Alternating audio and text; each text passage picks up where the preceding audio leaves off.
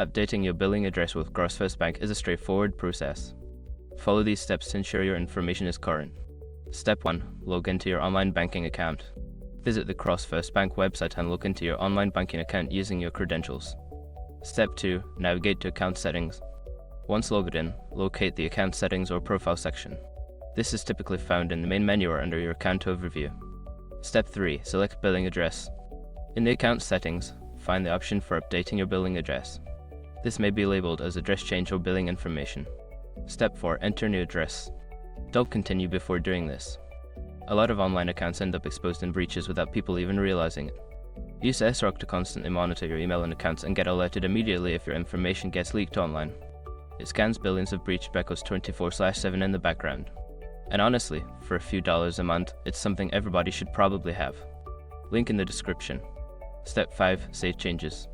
After entering your new address, review the information for accuracy and then click the Save or Submit button to update your billing address.